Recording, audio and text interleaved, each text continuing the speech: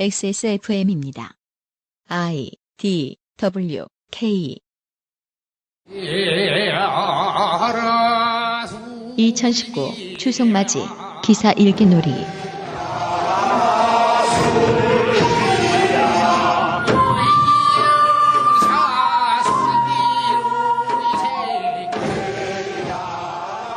이게 지금 방송이 시작되는 타이밍이 딱 추석 3일 연휴 때예요. 네. 예.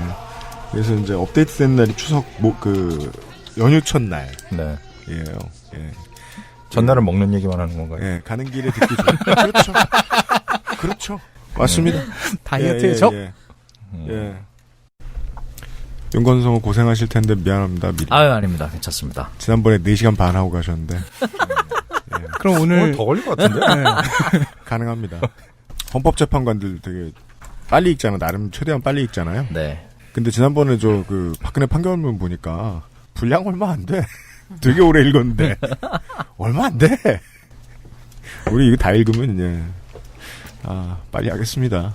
얼마 전에 그거 봤어요. 그 원심 환송 파기된 거. 네. 우리 공화당은 그게 본인들의 패배인 줄 모르고 되게 좋아했대요. 네, 맞아요. 네. 환송이라고. 네. 파기 환송됐다고. 그러니까 연합뉴스에서 처음에 기뻐하는 네, 지지자들이라고 썼다가 나중에 제목을 바꿨어요. 그냥 서 있는 사람들 뭐 이렇게 바꿨나 뭐 아무튼 형량이 늘게 생겼는데. 정신들도 빨리 차려 또 그걸 또 항의했어 그새. 근데 그걸 보고 다른 생각도 했어요. 저 세력은 지금 보스가 수감되어 있기 때문에 탄력을 얻고 있잖아요. 어쩌면 박근혜가 나오지 않기를 내심 바라는 것이 아닌가. 유튜브 하는 사람들은 진심으로 그렇게 생각하겠죠. 네. 나오지 않아야지 시청률 나오니까. 그렇죠. 올해 여름에 제일 핫했던 거는 현충원에 박정희 묘소에 새말뚝 박혀 있다고. 잔디 고정용 앙카핀이었는데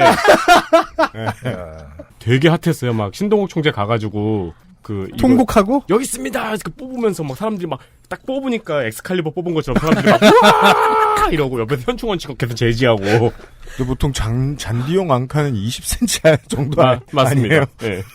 그럼 되게 슬픈 게 70살 정도 되는 그 많은 사람들이 묘소 관리를 안 해본 사람들이었단 얘기예요. 그렇죠. 묘소 관리하는데 잔디 고정 안 해본 사람 없어. 떼짱 입힌다고 그러잖아요. 교수님 인사하세요. 안녕하세요, 이현수입니다. 목소리가 적나요? 2.5쯤 올려주세요. 상준아 잘 가.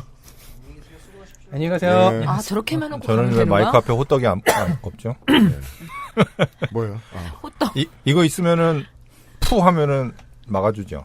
이게 호떡 버전이 있고 네. 콘돔 버전이 있는데 원래는 더 나쁘게 표현합니다 제가 평상시에는. 네. 이 콘돔 버전이 조금 더 먹먹하게 들어가요. 예. 네. 이게 보통 방송국용이에요. 네. 이게 이제 보컬 및 기타 녹음용이고. 그렇구나. 네.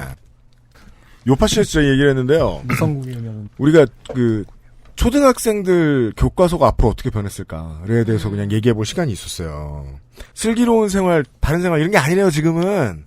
교과서 엄청 많아요. 예, 다 무슨 섹션별로 있고. 가족, 봄, 여름 이렇다면서요. 예. 그래서 아이의 이제 입학을 앞두고 있는 안승준 군이 불안해하는 거예요. 가족 교과서에 무슨 내용이 들어갈까. 막 엄마 얼굴 있고 아빠 얼굴 있고 할아버지 얼굴 있고 할머니 얼굴 있고 막 바둑이 얼굴 있고 고양이 얼굴 없고 그럴까봐 옛날에 그냥 그런 걸까봐 다양성을 얼마나 많이 이야기할지. 근데 요즘은 장난 아니래요. 예, 가족에 대한 이야기가. 적은 가족, 다양한 구성의 가족에 대한 이야기들을 엄청 많이 해놨다더라고요. 교과서 자체는 굉장히 진일보했죠. 그리고 사회 교과서가 그러니까 우리는 남양주 거 배우는 거야.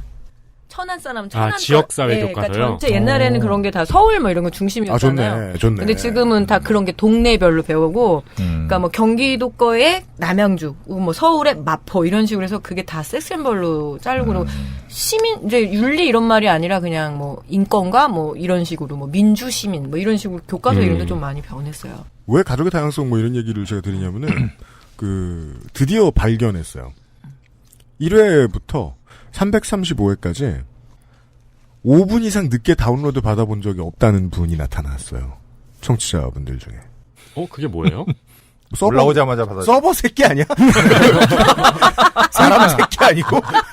스크롤링 봇. 확인하시는 분. 확인하시는 봇. 사람일대로 사람. 와. 그래서 제가 물어봤습니다.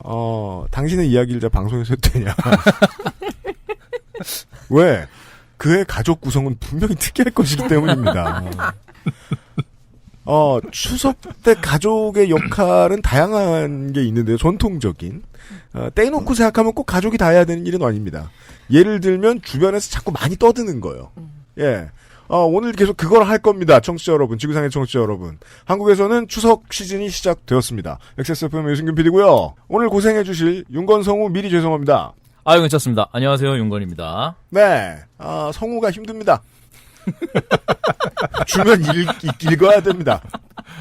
특히나 윤건성우 XSFM에서 제일 힘듭니다. 지난번에 야왕 이거 읽으셨다가 지난번에 추가 녹음하셨거든요.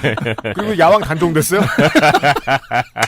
사실 그 계약상에 의하면은 그 제품이 단종됐기 때문에 그 출연료의 절반을 제가 반환받아야 되는데 우리 회사는 그런 법이 분명치가 않아가지고 대신 오늘 그냥 일을 같이 하는 걸로. 네. 긴 기사들을 오늘 읽느라 수고를 해주실 겁니다.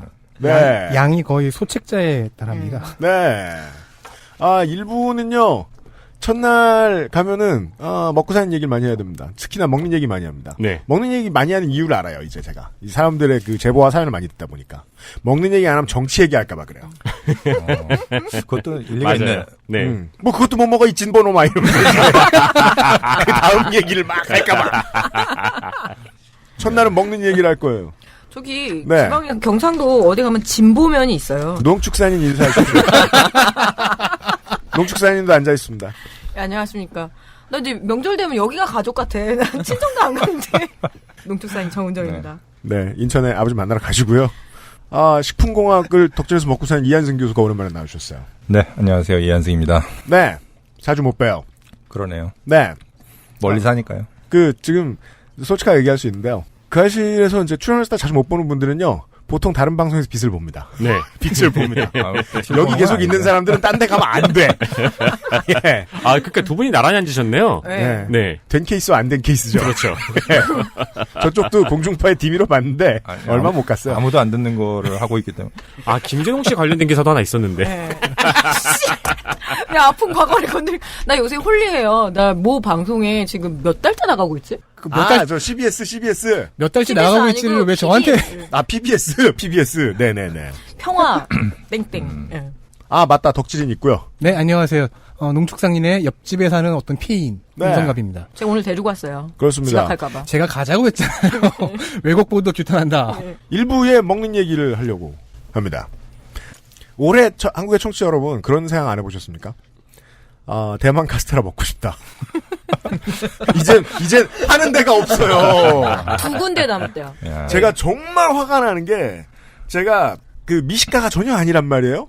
윤세민 리터가 제일 잘하는데 마치 무슨 서부 개척시대 사람처럼 식당은 한 곳밖에 안 가요.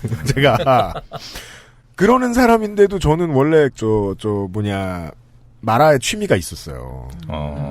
근데 이제는 정말 두 집 건너 하나 마라탕이 됐잖아요. 비디오 가게 하다 마라탕이 되고. 그렇죠. 그 되게 양가적인 감정이 드는 거예요. 이거 지금 많이 못 먹으면 있던 집들도 사라지겠다 내년에. 하나. 그 다음에 지겹다. 저는 얼마 전에 마라맛 나초 먹었어요. 저도 마라맛 감자칩 먹었어. 똑같아. 짜고 매워. 똑같아. 네. 이렇게 도심을 거닐다 보면 복잡한 생각을 하게 되는 것이 블루칩 역할을 하는 그 시절의 간식이거든요. 그렇죠. 예. 가장 현저하게 드러나는 게 카페의 여름 메뉴잖아요. 그렇죠. 네. 네. 저도 첫날 먹어보고 맛있었습니다. 왜? 베트남에 갔을 때가 너무 생각났기 때문에. 보통 이 여름 메뉴가 그리고 카페에서 개발해서 유행된 거를 프랜차이즈에서 싹 가져와가지고 그대로 전국 매장에 풀어버려서 유행이 되는 경우가 많죠. 옛날에 오레오 프라푸치노도 그랬고. 네. 예. 그렇게 생각하시죠? 근데 사실은 또 다른 면이 있어요. 그 얘기는 아마 첫 기사 맨 마지막에 나올 텐데 실제로 그렇게 다양한 곳에서 다양한 프랜차이즈가 한꺼번에 메뉴를 내는 거는 서플라이어가 있다는 뜻입니다. 서플라이어가 없으면은 그 모든 데서 그 메뉴를 할 수가 없어요. 그러니까 결국은 어디선가 그 소스나 이런 것들을 만들어서 대량 공급하는 데가 있는 거죠. 이거는 갑자기 등장한 체리 트럭 같은 거군요. 네. 결론을 듣고 시작하네요. 추석맞이 2019년 기사 읽기 놀이의 첫 번째 기사는 흑당에 대한 얘기입니다. 흑당 열풍 흑당 대 흑설탕 대 백설탕. 2019년 6월 10일 리얼푸드 고승희 기자. 잠깐 여기서 이 리얼푸드라는 데를 좀 설명을 해야 될 것 같아요. 리얼푸드라는 매체가 있어요. 그렇습니다. 리얼푸드 홈페이지에 가보시면요. 이렇게 네. 써 있어요. 건강식, 친환경, 자연식 푸드 매거진.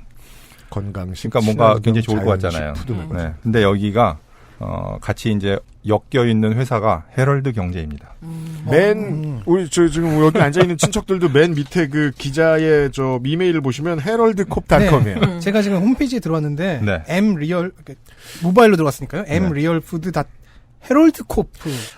지금 아는 척하는 게 어색한 타이밍이긴 한데 제가 알기로 이 회사를 방금 놨다고 주장하는 홍정욱 전 회장은 식음료 사업을 하고 있습니다. 그렇습니다. 그 말씀 네. 잠깐 이제 그런 이해가 조금 필요해요. 그래서 헤럴드가 아마 이제 홍정욱 씨가 그걸 사가지고 네. 올해 5월에 그걸 팔았어요. 그거 아십니까? 네, 알고 올해 있습니다. 5월에 팔아서 이제 뭐 정규 복귀하는 거 아니냐 뭐 이런 얘기가 많이 있었는데 맞습니다. 실제로는 이분이 이제 그걸 팔면서 그 올가니카라는 회사가 있어요. 네. 그래서 그 회사의 지분을 100% 이제 인수를 했습니다. 그래서 이 올가니카라는 회사가 사실은 뭐 먹는 거 회사 같네요, 이름이. 그렇습니다. 바로 유기농. 유기농. 여기 올가니카의 또 모토가 또 아주 멋집니다. 뭐 건강과 환경을 위한 클린 푸드로 세상을 바꾼다. 클린푸드. 인류 치유의 답은 자연식에 있다. 뭐 이런 이제 모토를 가지고 있는 회사예요. 그러니까 네. 사실 홍정욱 씨가 이제 저는 음식과 관련된 얘기들이 이제 저한테 이제 눈에 자꾸 밟히니까 예전에 한번 뭐 양식 연어는 원래 색깔이 빨간색이 아닌데 뭐 색소를 써가지고 뭐 빨갛다 뭐 이런 얘기가 있었는데 사실 그거는 양식 연어의 사료에다가 이제 그걸 좀 색소를 넣는 게 아니고 그 크릴에서 뽑은 그걸 넣는 거거든요. 그러니까 이분이 이런 자연식이나 이런 거에 굉장히 관심이 많아요. 네. 그리고 리얼푸드라고 하는 회사도 이제 이런 쪽에 관련된 기사가 굉장히 많은 매체다. 그런 거를 이제 일단 좀 알고 한번 기사를 보겠습니다. 한국인들은 한국만큼은 그 회사를 어떤 분야의 회사를 가지고 있는 사람이 자기 업계와 관련된 언론사도 가지고 있을 것이라는 생각을 하지 못해요. 잘. 그런 사례가 있습니다. 홍정욱 회장과 관련이 있습니다. 리얼푸드에 딱 있네요. 올가니카 광고가 있네요. 그러니까 기사가.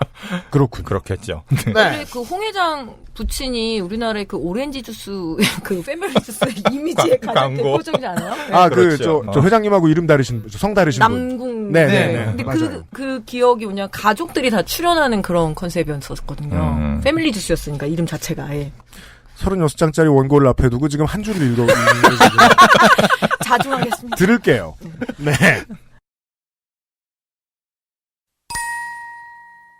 올여름 대세는 흑당이다. 대만발 흑당 열풍에 2030 세대가 단맛에 푹 빠졌다.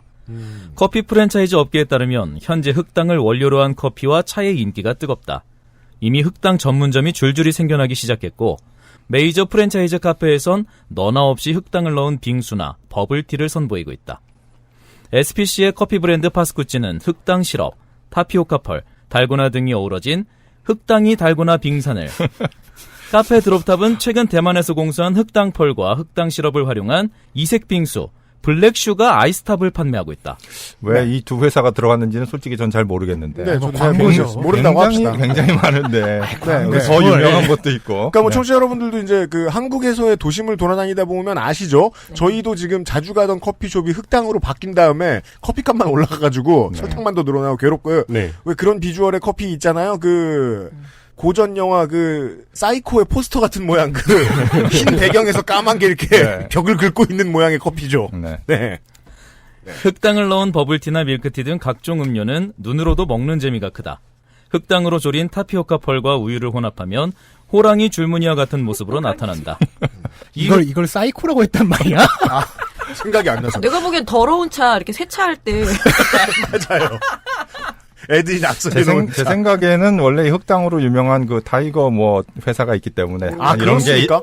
그거 모르시나요? 예, 모릅니다. 아, 타이거 슈가라고 굉장히 유명한 네. 흑당 제품집이 있습니다. 네. 네, 그래서 그럴 거예요. 네. 이 흑당 버블티를 45도씨 각도로 들고 사진 한 장을 찍으면 인싸템, 인사이드 아이템 등급. 써놨어. 자, 근데 네. 45도씨 각도로 어떻게 들죠?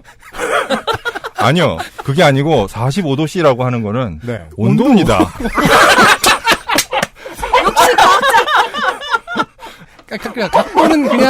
초분초잖아요. 저도 이거 이상하게 이걸 보고 지금 성우님이 저는 솔직히 말씀드려요. 성우님이 45도 각도라고 해주시지 않을까 이렇게 약간 걱정했는데 정확하게 읽으셨어요. 근데 45도씩 각도라는 게 네네. 어떻게 기호 오타가 나죠? 그래서 제가 이걸 찾아봤습니다. 45도의 실수겠죠? 네. 그래서 도대체 저는 인스타그램을 안 합니다. 그래서 인스타그램은 이제 검색이 되더라고요. 그렇죠. 그래서 거기 들어가서 흑당 또는 흑당 밀크티 막 찾아서 열심히 뒤져봤어요. 사람들이 손으로 들고 있는 거를. 45도 각도로 가지고 있는 건 하나도 못 봤습니다. 여러분들 지금 앞에 있는 잔을 45도로 기울여 보세요. 쏟아져요. 그렇죠. 주치라니까요, 주치. 네, 이게 쏟아집니다. 45도로 기울이면. 근데 그렇네요. 45도 각도라고 할 거면 기준이 무엇인가가 되게 중요하네요. 그럼 왜 45도일까를 제가 찾아서 열심히 찾았더니 레퍼런스가 있더라고요. 그게 조선일보 기사였어요. 5월 28일 조선일보 기사에 이 기사는 6월 10일이에요? 네. 거기에 보면 그 인싸템을 받아든 이들은 한 손을 45도 각도로 지켜들어. 여기 45도는 섭씨 표시가 없습니다. 그냥 45도라고 돼 있어요. 45도로 그때는 지켜들어. 미온수가 아니었군요. 그래서 음료 사진을 찍느라 여념이 없었다라는 조선일보 기사가 있는데 웬 아싸가 뭘 잘못 알고 쓴 걸. 이걸 보고 이게 45도로 이렇게 찍으면은 인싸템인가 보구나 하고 아마 쓰시다가 45도의 온도 기호를 붙이신 게 아닌가. 이건 정말 특이하네요. 제가 지금 특문을 다 확인해보고 있는데 특문에서도 이게 오타날 가능성이 거의 없거든요, 지금. 그러니까 찾아서 넣은 거예요, 기자분이. 네. 하여튼 그렇습니다. 네. 인싸템이랍니다. 수많은 아싸 여러분 45도로 셀카를 찍기도 어렵고 더더욱이 섭씨 45도로는 아주 어렵다. 이런 말씀을 드리면서. 극도의 단맛을 즐기려는 인싸들의 필수품이 된다. 생소한 재료의 유입으로 업계에선 때 아닌 호황을 맞았지만 흑당 음료에 대한 오해가 크다. 업계에서조차 흑당과 흑설탕이 혼용되며 쓰이고 있고 소비자들 역시 흑당과 흑설탕을 같은 종류의 소재로 판단하고 있다. 현재 가장 강력한 단맛 삼총사가 된 흑당, 흑설탕, 백설탕의 차이점을 짚어봤다. 자, 여기서 이제 이 세 가지의 차이점을 짚어볼 건데요. 가장 큰 문제는 흑당과 흑설탕을 사람들이 헷갈려 한다는 겁니다. 그러면 이 기사는 과연 그 차이를 명확하게 알려줄지. 그러니까 여기까지만 보면은 아침 9시 15분 그 TV 프로그램의 뭔가 정보 코너 이런 것 같아요. 보고 그냥 아침밥도 아직 덜 내려갖고 괜히 그냥 보다 믿을 것 같은 그런 프로그램들 있잖아요. 그럼 바로 옆에 홈쇼핑에서 이렇게 흑당 팔고 이래야 되는데. 그렇죠. 연결되면. 흑당 대 흑설탕 대 백설탕. 뭐가 다를까? 흑당은 사탕수수즙으로 만든 비정제당이다. 정제 과정을 거치지 않아 검정에 가까운 짙은 빛깔을 보인다. 영어로는 블랙 슈가로 불린다. 네, 흑당의 정의입니다. 그래서 흑당은 사탕수수즙입니다. 사실은 사탕수수즙으로 만든 것이 이제 흑당이라고 한다. 흑설탕과 흑당은 전혀 다른 제조 과정을 거쳐 만들어지는데도 현재 혼용되고 있다. 흑설탕은 브라운 슈가로 불리는데 흑당과의 차이점이 명확하다. 네, 명확하다고 그랬는데 뭐가 명확한지는 잘 모르겠어요. 지금 보면은 영어만 블랙 슈가와 브라운 슈가 이 차이가 있습니다. 게다가 오타가 있습니다. 블로운 슈가. 진짜네요? 이게 흰 설탕을 바람에 날려서 이렇게 흑과 섞었나? 역시 바람에 날리면서 방황하게 된 설탕이 흑화한 거 아닐까요? 블로운 슈가. 먹튀 설탕 같네요. 찾아내시다니. 여튼. 흑당이 사탕수수즙을 검은 빛깔이 될 때까지 끓이고 식힌 뒤 만든 것이라면 흑설탕은 백설탕의 제조 과정에서 만들어진다. 그렇습니다. 그래서 이제 백설탕과 흑설탕은 또 이제 비슷한 공정에서 나온다는 거죠? 백설탕은 사탕수수나 사탕무의 즙에서 침전물을 제거하고 끓여서 결정을 만든 뒤 원심 분리기에 넣고 당밀과 원당을 분리한다. 그런 다음 원당의 불순물을 제거하고 탈색해 하얀 결정으로 만든다. 그래서 이제 백설탕은 결국은 흑당의 성분에서 이걸 원당이랑 이제 그 당밀이라는 걸로 분리를 하고 그리고 원당을 수입합니다. 그러니까 우리나라는 사실은 원당을 수입해요. 그래서 원당을 수입해가지고 이제 불순물을 제거하고 탈색해서 이제 하얗게 만든다. 근데 사실은 이렇게 이제 탈색 뭐 이러면은 사람들이 약간 나쁜 이미지를 갖도록 만드는 게 있는데 네. 어떻게 보면 사실 굉장히 과학적으로 순수하게 정제를 하는 훌륭한 공정입니다. 그래 하지만 놓으면 탈색이라고 부른다. 그렇죠. 그러니까 원래 뭐 슈크로스 이게 이 설탕의 주성분인데 얘는 원래 흰색이니까. 그래서 이렇게 백설탕을 만들고요. 네. 흑설탕은 백설탕을 만드는 과정에서 생산된 부산물이다. 원심 분리를 덜하거나 백설탕에 당밀을 섞어 만들어진다. 당밀은 사탕수수를 설탕으로 정제하는 과정에서 생기는 시럽이다.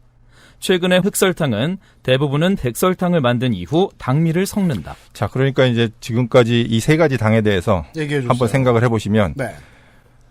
사탕수수 즙을 짜면은 그걸 우리가 흑당이라고 부르고요. 네. 그 사탕수수 즙에서 이제 당밀을 빼고 나머지 원당을 가지고 이제 정제를 깨끗하게 하면 뭐 이온교환 수질한다는 여러 방법이 있습니다. 정제를 깨끗하게 하면 백설탕. 네. 그러면 흑설탕은 왜 만들어? 왜 만드냐면 백설탕이 나쁘다 그러니까 사람들이 거기다가 당밀이나 또는 캐러멜 같은 것도 넣어요. 그러니까 흑설탕은 백설탕이 만들어진 다음에 만들어지는 겁니다. 그것도 이미 한번 뺀 당밀을 다시 넣는. 그렇죠. 예. 그래서 아니면은 백설탕이 만들어지다가 약간 불순물이 있는 것들을 그냥 섞어서 팔거나. 안 좋은 청소년기를 보내서 이제 흑화한 설탕들이 뭐 불러온. 근데 사람들은 그걸 더 좋다고 생각하죠. 그렇죠. 뭔가 네. 백설탕은 뭔가 화학 처리를 했으니까 안 좋고 그 전에 흑설탕이 있는 줄 알고 있잖아요. 많은 사람들이. 그렇죠. 근데 사실은 우리가 마트나 이런 데 가서 보는 그런 백설탕 또는 황설탕이라고도 한국은 이제 해요. 이 황설탕들은 사실은 백설탕을 만든 다음에 만들어지는 것들이 대부분이죠. 오히려 그러니까 과정이 하나 더 추가되는 거네요. 그렇죠. 그러니까 황설탕 같은 경우에 매실청 담글 때 엄청 많이 팔리거든요. 마트에 네. 가면 또 건강을 생각해서 황설탕 사세요. 근데 정말 아, 그래요? 예. 우리나라 의미 있을 거예요, 5월달에 설탕 판매가 최고인데 그게 네. 그 매실청 때문에 그래요. 그렇죠. 네. 강원도 동쪽 산간지방 가가지고 덕장에 계신 어르신들한테 물어보면 그다음 복잡하게 대답하지 않습니다. 먹태는 땅에 떨어지면 먹태다. 라고만 얘기해요. 요즘은 만드는 방법이 다양해진 걸로 아는데 수요가 늘어나서. 근데 먹태를 좋아하는 사람들은 뭐가 되게 다른 게 있는 것처럼 자꾸 설명하려고 들어요. 네. 그랬던 기억이 나요. 흑당 대 흑설탕 대 백설탕 뭐가 좋을까? 정제당과 비정제당을 구분하며 건강상 이점을 강조한 건 역시 흑당 열풍에 도움이 됐다. 극한의 단맛을 즐기면서도 죄책감을 덜 수 있기 때문이다. 여러분들은 설탕을 드시면 죄책감을 느끼시나요? 죄송합니다. 저는 다이어트 중이라서요. 죄책감이 듭니다. 그러시군요. 뭐 그러라고 강요를 하죠, 종종. 네. 저는 아까 상하이가. 예를 들어 이제 비정제당 이런 말들도 사실은 사람들의 일종의 천연 마케팅이거든요. 네. 아까 이 매체 특성에 대해서 잠깐 말씀드렸지만 사실은 이런 천연 마케팅의 문제는 정말 건강에 이게 좋으냐보다 사람들의 죄책감만 그냥 좀 덜어줘서 소비를 좀 더 하게 만드는 그런 게 있다는 거죠. 사실 실제로 백설탕이든 흑설탕이든 그 주성분은 거의 설탕이기 때문에 나머지 뭐 조금 캐러멜 성분이 들어가거나 당밀 성분이 좀 들어간다고 그래서 그게 큰 영향을 주기가 어려운데 사람들의 이런 그 죄책감을 덜어줘서 그냥 소비를 늘리는 그런 용도로 사용되는 게 사실은 흑설탕이라는 맞아요. 거죠. 그래서 마스코바도라고 그래서 네. 한동안 이제 저처럼 이렇게 아이들 키울 때 설탕 없이 또 요리가 안 되니까 네. 그래서 마스코바도 엄청 많이 이렇게 구매하고 그랬었거든요. 그거는 흑당 쪽입니다. 그죠. 그러니까 네. 설탕을 이제 백설탕을 만들기 전 단계에서 나오는 게 소위 이제 마스코바도 같은 거죠. 그것도 좀 열풍이 불다가 지금 좀 많이 가라앉은 것 같아요. 왜냐면 집에서 음식 맛이 그렇게 구현이 안 되거든. 네, 집에서 떡볶이 할 때 설탕 대신 괜히 올리고 닦으려고 그러면. 예. 네. 저는 그냥 설탕을 넣고 먹는데 그래야 제일 맛있어요. 네, 죄책감보단 귀찮음이 더 크거든요. 난 떡볶이는 사 먹는 게 제일 맛있어요. 집에서 아무리 올리고당 되게 비싸잖아요. 네. 설탕에 비하면. 맞아요. 그리고 많이 넣어야 돼. 네. 흑당은 사탕수수를 그대로 사용하기 때문에 사탕수수에 당밀에 들어있는 칼륨, 철분, 칼슘 등의 영양소가 들어있는 것은 사실이다. 흑설탕 역시 백설탕에 당밀을 첨가한 만큼 당밀 속 영양성분이 들어있다. 이를 근거로 흑설탕이 백설탕보다 건강에 이롭다고 믿는 경우도 있지만 흑설탕에 함유된 영양분의 함량은 무시해도 될 정도의 양밖에 되지 않는다. 게다가 흑설탕 역시 정제당이다. 그러니까 이 기사의 이제 그 논조는 하고 싶은 흑설탕과 백설탕은 나쁜 것, 그리고 흑당은 좀 괜찮은 것, 이라는 구분을 하고 있는데 사실은 흑당이 불순물 많다고도 볼 수 있는 거잖아요. 그렇죠. 불순물이 많은 건데 얘는 좀 덜 정제됐으니까 몸에 좋은 것. 그리고 백설탕과 흑설탕은 차이는 있고 뭐 좀 더 성분들이 있지만 얘는 나쁜 것. 라는 거는 사실은 지나치게 이분법적이고 어차피 주성분은 설탕의 슈크로스라는 그 성분입니다. 사실 네. 닌겐이 정제를 한 이유가 있을 거 아니에요. 그렇죠. 과거에. 네. 우리 그 다이어트 얘기할 때도 이한승 교수님이 많이 얘기하셨던 건데 식품 마케팅의 문법 혹은 언어가 있잖아요. 그렇습니다. 항상 얘기하는 게 뭐 자연 그대로 이런 얘기를 하면 저라도 그 식품 마케팅의 문법에 맞는 언어를 구사하는 현대인이기 때문에 자연 그대로 막 이런 거 하면 뭐 식품 광고 하나보다 하고 쳐다보게 돼요. 근데 자세히 들여다보면 이상하다는 생각이 들긴 들어야 된다는 거죠. 네. 닌겐은 왜 이걸 정제했는데 네. 지금 와서 이걸 왜 풀어? 그렇죠. 흙 주워 먹으려고? 저는 그래도 그 천연이라는 광고가 눈에 보이면 그런 생각이 먼저 들어요. 천연 대장균, 천연 아나콘다. 그래, 참 몸에 좋겠구나. 그건 진짜 맞는 얘기입니다. 사실 천연, 자연, 뭐 사람들이 굉장히 환상을 갖고 있는데 자연에 가서 살아보세요. 자연이 인간에게 얼마나 불친절했는데. 그러니까 그렇죠. 그러면서 반려동물들 저 산책시킬 때 왜 길에 있는 거 못 주워 먹게 해요? 거기 가지 말라 그러고 흙 못 밟게 하고. 좋은 예다 이거. 강의에 써먹어야 되겠다. 여튼 다음 보시죠. 흑당의 경우 건강상 이점을 밝힌 연구 논문도 나와 있다. 있겠죠. 네. 네. 미국 국립보건원 국립의학도서관에서의 검색 결과 블랙슈가를 검색하면 흑당이 혈청과 간의 콜레스테롤 수치를 낮춘다는 연구 논문이 검색된다. 자, 이게 이제 사실은 제가 제일 문제시하고 싶은 겁니다. 이 기사에서는 검색된다 그러고는 더 이상 안 해요. 아무 얘기가 없어. 검색했거든요. 네, 검색을 해봤어. 기사 바빠요. 검색을 해봤으면 뭔가 거기에 내용을 조금 설명해 줄 만한데 안 나와요. 왜 안 나올까? 제가 또 열심히 검색을 해봤더니 검색 논문이 일본어로 돼 있어요. 제가 여러분들한테 그 드린 거기 논문 초록에 거기 보면 한 일본어로 돼 있는데. 네. 이 기자가 찾아봤을 검색했을 논문에 초록을 붙여놓으신 거군요. 네, 근데 두 편이 있습니다. 그래서 제가 또 두 편을 또 수고스럽게 읽어봤습니다. 네. 읽어봤는데 이게 다 이제 옛날 논문이고 그리고 뭐 옛날 거가 중요한 건 아니고 1981년 3월 11일이네요. 네. 하나는 하나는 1972년. 72년도 건데 이게 오키나와 흑당에 관련된 거예요. 맞아요. 네, 그래서 오키나와 사람들이 거기가 또 흑당이 유명하거든요. 오키나와에 갔다 오면 사람들이 또 사오잖아요. 사옵니다. 예, 네, 맞습니다. 저도 있어요. 근데 이 논문을 잘 읽어보면 뭐 일본어로 돼 있기도 하지만 하나는 일본어로 돼 있는데 쥐한테 이제 먹인 건데 네. 뭘 비교하냐면 전분을 먹인 거하고 그리고 백설탕을 먹인 거하고 그리고 오키나와 흑당을 먹인 거하고 이렇게 비교해요. 네. 그러면 기사에 보면은 혈청과 간의 콜레스테롤 수치를 낮춘다고 그랬는데 정말 낮췄느냐? 그러면 사실은 낮추지 않았습니다. 뭐에 비교해서? 네. 전분을 먹인 거에 비교해서. 그러니까 다른 탄수화물을 먹인 거에 비해서는 낮추지 않아요. 그거에 비해서는 높이는데 뭐에 비해서 낮아졌냐? 백설탕에 비해서 조금 낮아졌어요. 그러니까 무슨 얘기냐면 이게 비교를 어떻게 하느냐에 따라서 사실은 혈청과 간의 콜레스테롤 수치를 낮춘다는 연구 논문이라기보다는 혈청과 콜레스테롤의 수치를 백설탕에 비해서는 덜 높인다. 이렇게 표현하는 게 사실은 맞는 겁니다. 왜냐하면 흑당을 먹어도 높아지는 건 높아지니까요. 다만 백설탕에 비해서는 조금 덜 높아진다. 그건 당연하죠. 왜냐하면 부산물이 들어있으니까요. 그러니까 흑당과 낮으니까, 예. 백설탕을 똑같은 그램수를 잰다면 그 안에 들어있는 당의 양이 흑당이 더 적으니까. 그러니까 사실은 이 논문을 가지고 이렇게 얘기하면 좀 부정확한데 문제는 제가 문제시하는 거는 네. 이 기사가 레퍼런스가 돼가지고 퍼져나갑니다. 흑당이 좋다고 하는데 이게 계속 그 인용이 되고 있어요. 그러니까 커피숍의 출력물이 돼. 그래서 제가 처음에 전 이 기사를 본 게 아니고 아니 흑당이 콜레스테롤 낮춘다고? 야 이거 되게 신기한데 그래가지고 당인데 네.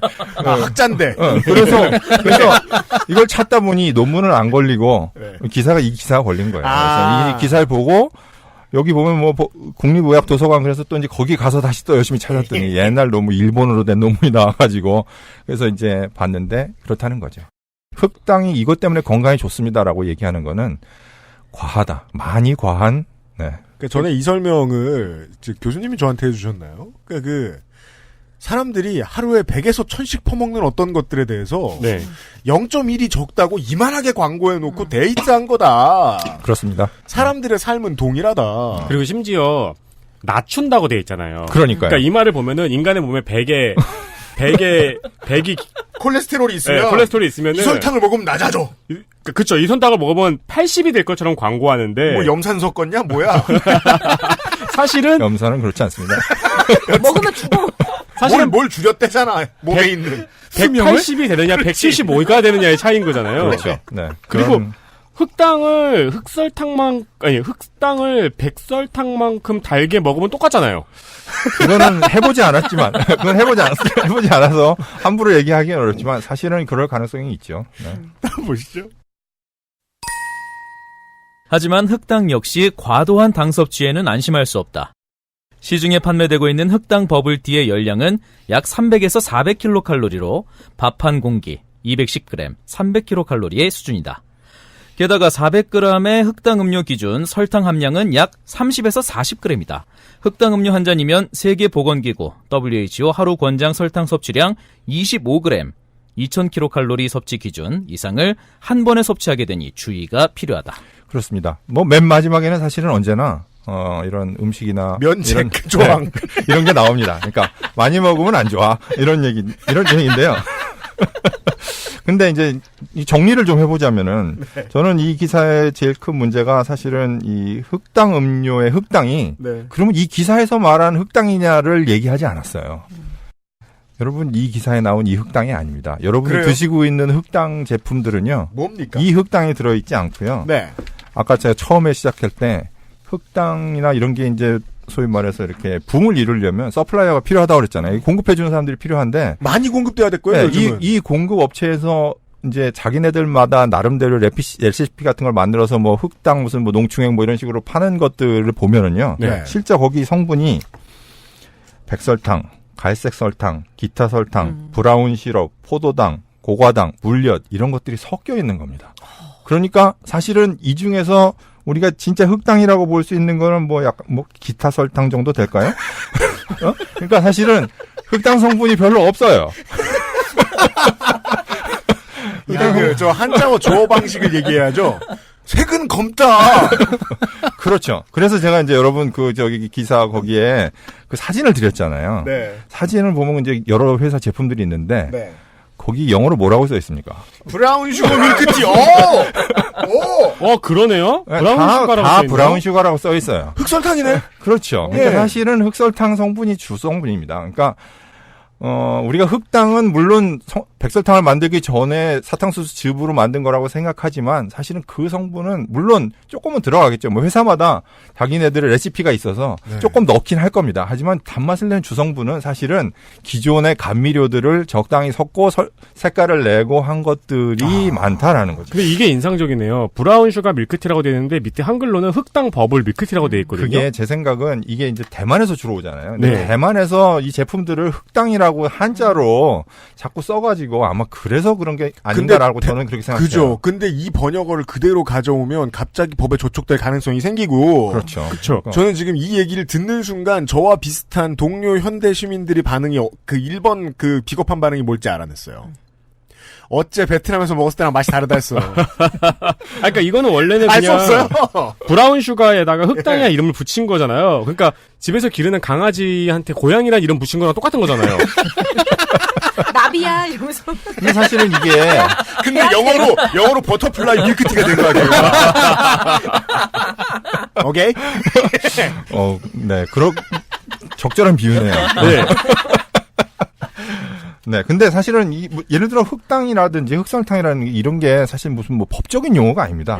사람들이 쓰는 그냥 일반적으로 쓰는 용어이기 때문에 이게 한자로 예를 들어서 대만에서 흑당이라고 쓰는데 걔네들은 이런 흑당을 그냥 흑설탕을 흑당이라고 쓴다면 우리는 또 그게 우리나라에 들어왔을 때 의미가 좀 달라지고 이런 부분이 있는 거죠. 그러니까 사실 이렇기 때문에 이 기사에서 어떻게 보면은 지금 흑당 제품들에 진짜 어떤 것들이 들어있는지에 대해서 조금 더 따져봐 줬으면 더 좋지 않았을까. 왜냐면 이게 자연주의 막 이런 거를 하는데 실제 제품은 그렇지 않은 것들이 많이 있다는 거죠. 그러면은 심하게 말하면 지금 여기 나와 있는 브랜드도 올여름에 굉장히 유행했던 브랜드거든요. 네. 심하게 이야기를 하면은 올여름의 흑당 열풍은 아주 큰 사기였네요. 근데 저는 사기라고 얘기하고 싶진 않습니다. 저는 일단 법적으로 사기가 아니에요. 아니 그것도 그렇지만 네. 맛있잖아요. 백설탕도 맛있겠죠. 네, 백설탕도 맛있지만 그리고 또 색깔이 또 예쁘잖아요. 뭐 예쁘다는 표현은 그렇지만 뭐 하여튼 뭐 호랑이 모양이든지 그게 네. 무슨 모양이든지 모르겠으나 다이나믹하죠. 그냥 이게 대만이나 뭐 이런 이쪽 동네 애들은 이런 걸 먹는데라고 네. 저는 문화적으로 받아들였으면 좋겠어요. 근데 네. 그 문화적으로 대만 애들이 먹는 것 이런 디저트들이 한국에 많이 들어오는데 이게 들어왔다. 그래서 우리도 이런 거 먹어보자. 그런 건 좋은데 이게 이제 건강 그런 쪽으로 마케팅이 가면은 그거는 우리가 좀 다시 재고해봐야 되지 않냐라는 네. 그런 문제 제기를 하는 거죠. 그래서 그러면은 이 교수님의 해석대로면 리얼푸드의 고승희 기자는 흑설탕은 브라운 슈거로 불리는데 흑당과의 차이점이 명확하다. 그럼에도 불구하고 국내에서 돌아다니는 흑당 커피는 다 그거다. 이렇게 결론을 내줬어야 돼요. 그러니까 오늘 이 기사에서는 두 가지 얘기를 할 수 있었습니다. 우리가 흑당이 더 좋지 않다. 그리고 우리가 먹은 건 그것도 아니다. 그리고요, 제가. 그러네. 앞에 이야기는 아무 쓸모가 없네. 네. 네, 맞아요. 우린 이걸 없고요. 먹지 않으니까요. 아니 조금 들어가 있다니까 조금. 제가 지금 이 기사가 사실은 중간 시조일 수도 있다는 생각을 하게 됐습니다. 뭐요? 약간 조상을 찾았는데요. 네? 매경헬스에서 금년 5월 13일에 흑당 열풍, 흑당과 흑설탕의 차이는? 이라는 기사가 올라왔습니다. 네. 앞부분에 그 광고 파트는 없는데 구성이 같고요. 네. 내용이 비슷합니다. 여기서도 쥐의 혈청과 간의 콜레스테롤 수치가 낮아진다는 얘기가 뒷부분에 나옵니다. 오키나와. 아무도 오키나와 안 그렇군요. 찾아봤고요. 그죠? 이 매경헬스 기사에서는 게다가 펍매드에서는 1980년대부터라는 식으로 그렇군요. 얘기를 하네요. 이것도 원전이 있었군요. 네, 저도 지금 그걸 알았으면 내가 펍매드 어딘가에 그죠? 좀 더 쉽게 찾는 건데. 네. 교수님 저랑 협업하실래요? 우리가 제가 이런 거 잘 찾거든요. 예, 그 기사 읽기 놀이의 원칙으로 돌아왔습니다. 예. 요즘의 기사는 마치 구전설화 같아가지고 어느 할머니가 먼저 들려줬는지 알 수가 없어요. 그리고 또 다른 분이 찾아내면요, 이 매경헬스의 기사의 조상도 찾아낼 수 있을지 몰라요. 당연합니다. 근데 사실은 이런 이제 기업 관련된 거는 워낙 경제신문이나 이런 데서 약간 홍보 자료 같은 용어로 많이 내기 때문에 네. 뭐 그런 데가 먼저 했을 수도 있죠. 그렇습니다. 오늘의 첫 번째 기사였습니다. XSFM입니다.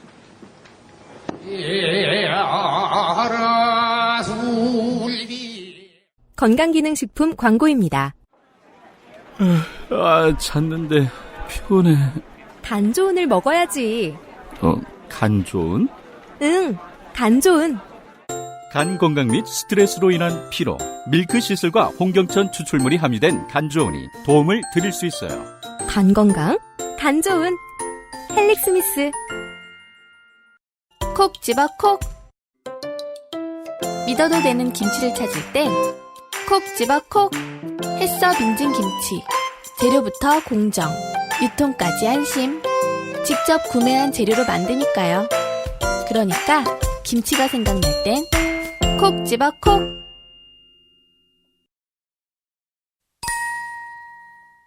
라면 먹으면 기분 좋나요? 탄수화물 육류가 우울증 위험 높여. KBS 박광식 입력 2019년 8월 19일. 네, 라면 먹으면 기분이 좋아지십니까? 좋아지죠? 다 먹으면 우울해요. 전 계속 좋아요. 그래요? 네. 배불러지잖아요. 네, 처음엔 기분 아주 좋아요. 근데 이 기사 제목을 딱 보면 기분 좋다고 그러면 안 될 것 같은 그런 그죠? 느낌이 들지 않습니까? 예, 시비 걸고 있죠. 라면 먹으면 기분 좋냐고. 이거잖아요, 지금. 제가 다이어트 하면서 계속 나 자신을 괴롭히는 이 죄책감이 사실은 얼마나 나한테 건강하지 못한가 생각하면서 싸우거든요. 네.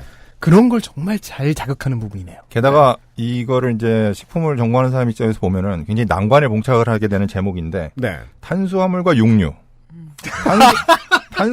탄수화물 그리고 육류에는 단백질과 지방이죠. 육류는 되게 다채로운데. 단백질과 지방이 주성분입니다. 그럼 탄수화물과 단백질과 지방을 빼면 그러면 뭘 먹으라는 거야? 그러니까 이거 아니, 넌 먹으면 죽는다. 잖아요. 이거 고문인데?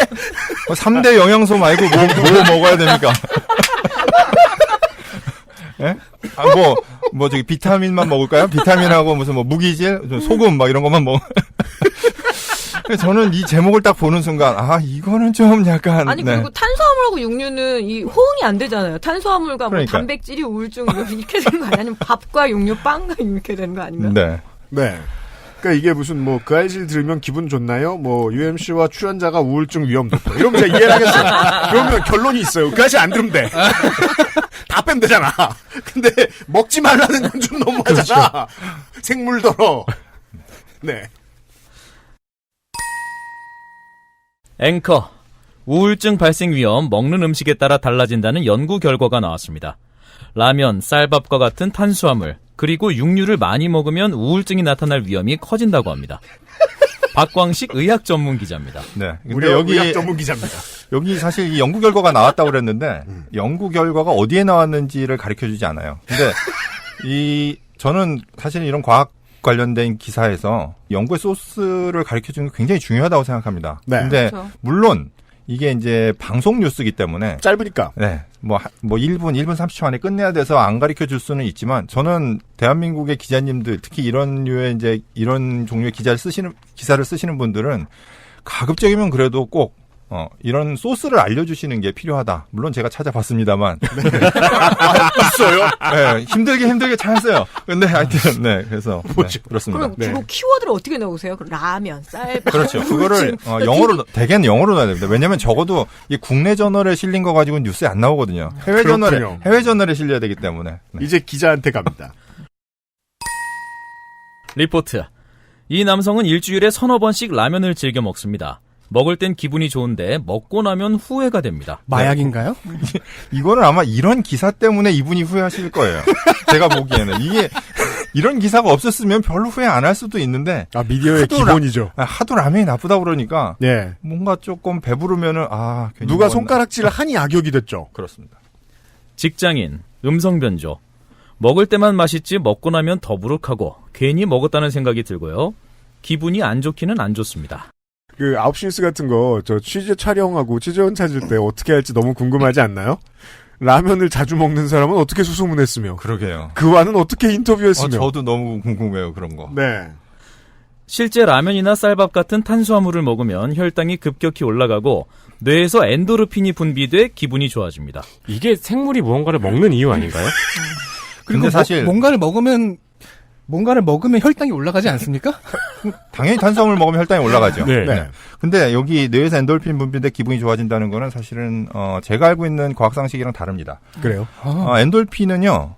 사실 우리가 뭐 엔돌핀 기분 좋으면 나온 거라고 생각하시는데 네. 실제로 그 기분 좋을 때 나오는 건 엔돌핀이 아니라 도파민이고요. 행복할 때 나오는 건 도파민이고. 그렇죠. 엔돌핀은 스트레스 위기 상태에서 나오는 상황에서. 거예요. 네, 스트레스에서 나와서 그걸 견딜 수 있게 도와주는 거거든요. 그러니까 무슨 기분인지 알아요. 라면 너무 먹고 싶었을 때 먹으면 라면이 줄어드니까 우울하거든. 아니면 이 기사의 논조를 보면요. 몸이 이렇게 말한 거죠. 아니 무언가를 먹다니 위험해. 그래서 엔돌핀이라는 게 이게 몰핀에서 이제 이름을 따가지고 온 거거든요. 네. 그래서 사실은 엔돌핀은 혈당이 떨어졌을 때 오히려 나오는 거로 저는 알고 있고, 그래서 제가 논문도 찾아봤더니 실제로 그렇더라고요. 그래서 네. 그러면은 여기서 라면을 마약 사실- 취급하는 게 맞네요. 이 부분은 사실 약간 오류가 있는 것 같고요. 네. 그러나 금세 혈당이 떨어지고 공복감이 밀려오면서 기분이 저하됩니다. 왜냐면 점심때가 됐거든요. 라면에 밥 말아 먹으면 금방 공복 안 올 텐데. 그러니까 이게 탄수화물에 대한 이제 아주 전형적인 탄수화물에 대한 비난이에요. 네. 탄수화물을 먹으면 혈당이 올라가서 인슐린이 나와서 혈당을 낮춰서 다시 이제 혈당이 떨어지니까 또 공복감을 느끼게 된다. 그러니까 빨리 배가 고프다라는 게 전형적인 비난인데 뭐 전혀 근거가 없는 건 아닙니다. 근데 사실은 그렇게 공복을 심하게 느끼지 않는 사람들도 많이 있어요. 맞아요. 네. 그 우리 어르신들도 그 농경 시대에는 그 보리밥을 공격했죠. 이런 같은 이유로. 이 공복감이라는 게 사실 굉장히 다양한 원인으로 오거든요. 뭐 이 렙틴, 그렐린 그런 호르몬들도 있고 아주 다양한 원인이 있습니다. 그러니까 네. 이거를 탄수화물을 먹으면 무조건 공복감이 빨리 온다 이렇게 생각할 건 아닙니다. 이처럼 감정의 진폭이 크면 우울증에 취약해집니다. 그렇습니다. 이게 이제 왜 탄수화물 많이 먹으면 우울증이 오냐? 네. 그러면 이 해석을 감정의 진폭으로 해석을 하는 거죠. 요즘 난데요. 나는 이거 갱년기라고 아니, 판단하고 그러니까 있는데. 라면이었어요? 근데 원래 쌀밥이었어. 우울증이 이제 감정의 진폭이 좀 크지 않습니까? 사실 네. 이게 조증과 우울증을 네, 뭐 왔다 그렇죠. 갔다 하는 거는 또 우울증이 아니라고 누가 저는 그러시던데. 그냥 분노 조절 장애라고 저는 생각하고 있었는데 저를. 네, 그렇습니다. 아무튼 여기까지가 이제 탄수화물 많이 먹은 사람들이 우울증이 있다. 왜? 감정의 진폭이 크기 때문에. 네. 라는 해설이죠. 근데 보통 우리가 알기로는 탄수화물을 끊었을 때 우울증이 오잖아요. 그렇죠. 그래서 보자고요. 제가 보자고요. 그래서 네. 이 기사를 이렇게 듣고 먹던 라면을 놓고 에이 고기나 먹으러 가겠다. 라고 생각하는데 다음 기사가 나오는 근데 거예요. 여기 사실 라면만 했지만 기사에 보시면 라면이나 쌀밥이라고도 돼 있어요. 그러니까 여러분 쌀밥도 일단 이 두 개는 못 먹어요. 우리는 이 두 개를 먹지 말아야 돼요. 네, 그래서 고기를 먹으러 가려고 합니다. 네. 고기 음식도 우울증과 연관이 있습니다. 이런 젠장. 네. 육류를 자주 먹으면 장내 유산균이 줄어듭니다. 장내 유산균은 염증을 억제하는 물질을 분비하기 때문에 유산균이 줄면 몸의 염증이 심해집니다. 육류를 많이 먹는 사람들이 우울증의 위험이 좀 더 높다라는 연구 결과를 가지고 왜 그럴까를 이제 설명을 하는 거예요. 네. 여기서 유산균으로 이제 계속 설명을 하는데 사실은 이게 유산균이라기보다는 장내 미생물입니다. 근데 많은 분들이 장내 미생물 그러면 다 유산균만 생각하세요. 대장균도 있잖아요. 뭐 대장균도 있고 굉장히 다양한 종류의 미생물이 사실 우리 위장관에 삽니다. 네. 근데 사람들은 장내 미생물 그러면 유산균 프로바이오틱스 뭐 그러면 요거트를 먹든지 아니면 뭐 건강기능식품, 요에스도. 예, 뭐 그 이름을 이야기. 여땡땡땡으로 하죠. 네. 하여튼 그렇게 생각을 해서 장내 미생물 하면 무조건 유산균이라고 얘기를 하는데 사실은 다양한 종류의 것들이 있고 실제로 고기를 많이 먹었을 때는 박테로이데스라는 그런 그 유산균들이 많이 자라서 우리 몸에 어떤 영향을 주는 부분은 분명히 있습니다. 그 다음 코멘트를 잠깐 들었죠. 네.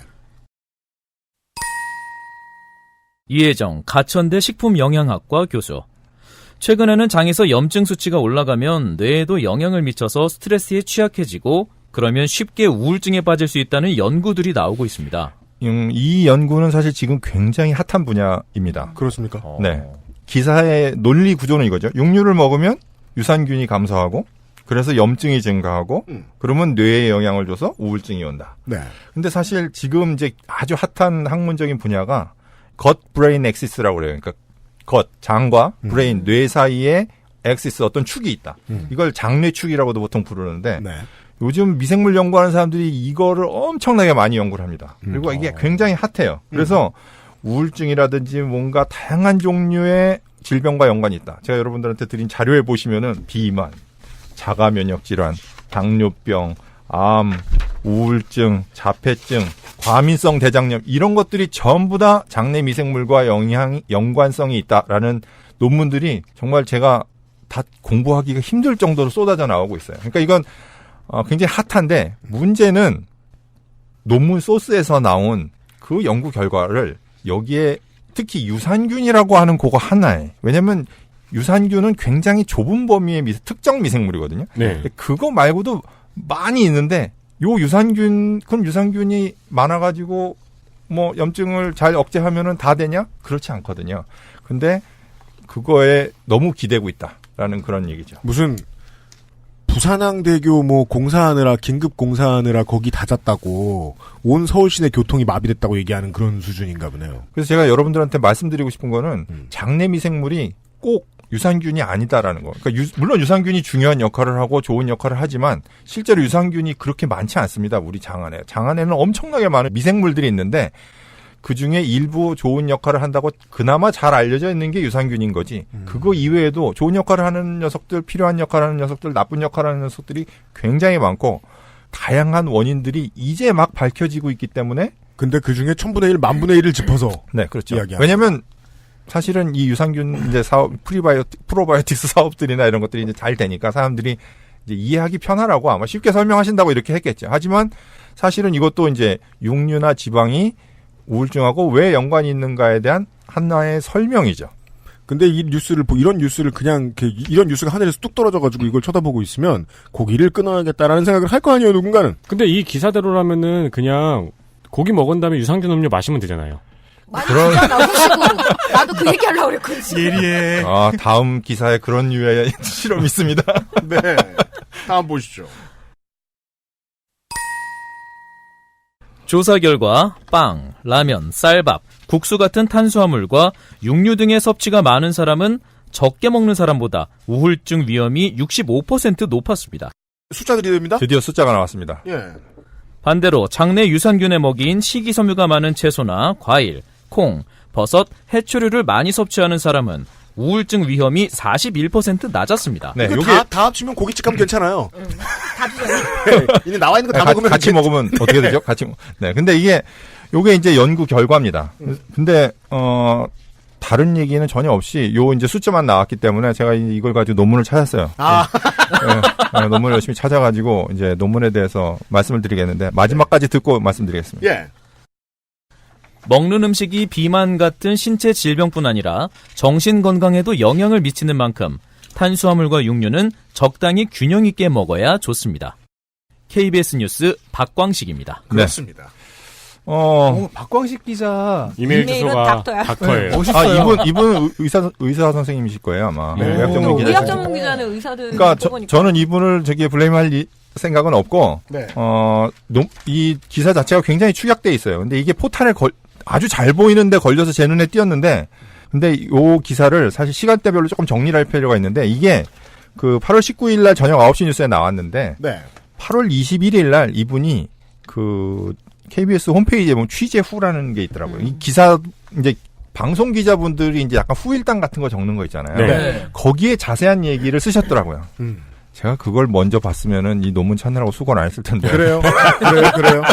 논문을 열심히 찾고 나서 그렇죠. 이걸 봤는데. 예. 근데 거기에 보면 조금 더 자세한 얘기들이 있어요. 제가 지금 그 기사를 열었어요. 예, 거기에 보면 조금 더 자세한 얘기가 있고, 그리고 또 이틀 뒤에 8월 23일 날 무슨 5분 건강 톡톡이라는 프로그램에서 또 이거에 대한 기사를 조금 더 길게 이제 5분짜리로 이제 리포팅을 하신 거예요. 네. 근데 말씀드렸다시피 이제 이 기사는 논문을 중심으로 한 거고, 가천대학교 연구진이 논문을 한 거고, 이 저널 이름이 Nutrition Research and Practice라는 저널입니다. 근데 연구자들은 저널에 논문이 실렸다 그러면 제일 먼저 뭘 보냐면 이 저널이 얼마나 소위 말해서 센 저널이냐 아닌 거냐 그걸 봐요. 네. 무슨 보통 영양 연구와 실제 이런 거 소위 임팩트 팩터라는 걸 찾아봅니다. 네. 임팩트 팩터. 예. 그래서 사실 그게 꼭 좋은 건 아니에요. 임팩트 팩터가 세다고 해서 무조건 좋은 논문이라고 볼 수는 없지만, 그렇죠. 그래도 이제 이게 내기가 얼마나 어려울까 쉬울까를 보는데, 이 저널은 이제 임팩트 팩터 1.71쌉니다. 그러니까 1.7이라는 거는 사실은 굉장히, 그렇다고 나쁜 저널이라는 건 절대 아니지만, 세진 보통 않다. 뉴스에 나오는 거는 한 10 정도 가야지 이제 보통 뉴스에 나오거든요. 그 차이가 너무 큰데요. 네. 그래서 그 저널에 실린 건데, 이 논문의 사실 그 대상이 40대, 50대들을 대상으로 한 거예요. 그리고 왜 40대, 50대, 그러니까 사실 이게 중년이라는 게 되게 중요한 건데, 2015년도에 여자 청소년들을 대상으로 한 건 이미 이런 연구 결과가 있습니다.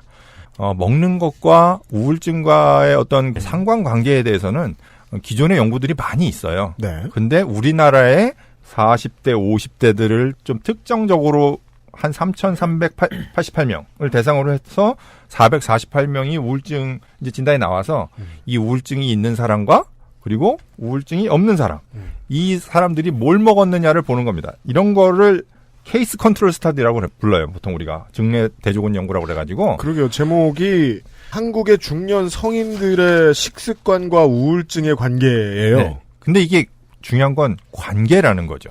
그러니까 관계라고 하는 거는 인과관계도 있고 상관관계가 있습니다. 이게 사실 학문에서는 너무 기초적인 건데, 이 사람들이 이걸 먹어서 우울증에 걸렸다라는 증거는 사실은 그거는 함부로 해석하면 절대 안 되는 겁니다. 그렇죠. 근데 이런 류의 기사들은 이 사람들이 뭘 먹어서 우울증 증상이 온다라고 착각하게 만들죠.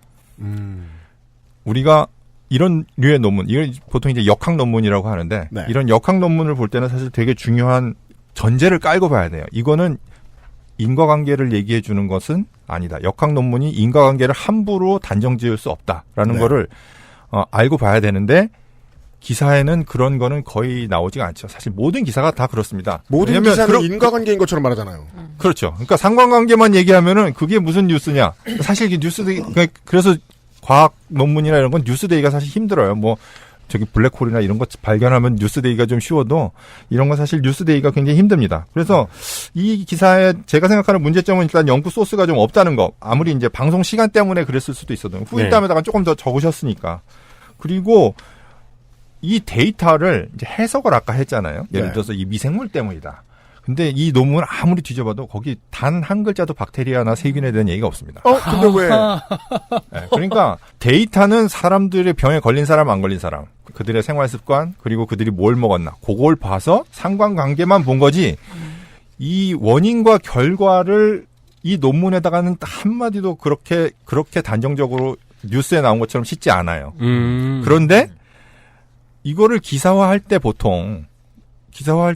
사람들은 이게 왜 그래요? 이렇게 물어볼 거잖아요. 그렇죠. 그러면은 이제 이 연구자들이 보통은 아마 그거는 이런 것들이 있을 겁니다라고 해서 제가 보기엔 이분들이 이제 요즘 뭐 장내 미생물이 워낙 핫하니까 그런 걸 들어서 설명을 하셨겠죠. 하지만 사실 논문에는 그 이야기는 한마디도 없다.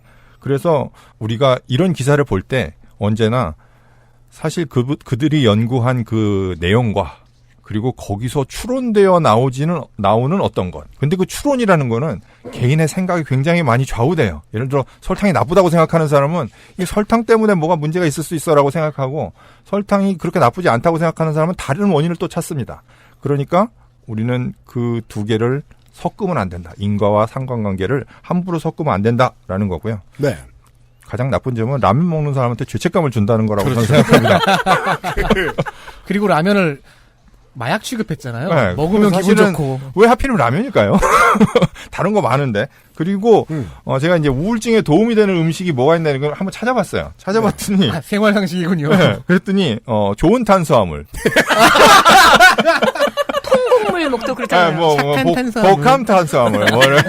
네, 탄수화물 끄는 후기에 대한 유명한 많은 얘기들이 있잖아요. 그래요, 맞아요. 제일 유명한 걸 하나 읽어드리면은 의사 권고대로 술과 밀가루 유제품을 끊었더니 정말로 속이 편하고 몸도 가볍고 아침에 일어나기도 쉬운데 사람이 좀 진중하게 지구 중력의 무게도 느끼고 아파가며 살아야지 이게 뭐 삶의 낙도 기력도 없고 제 욕설이 적혀 있습니다.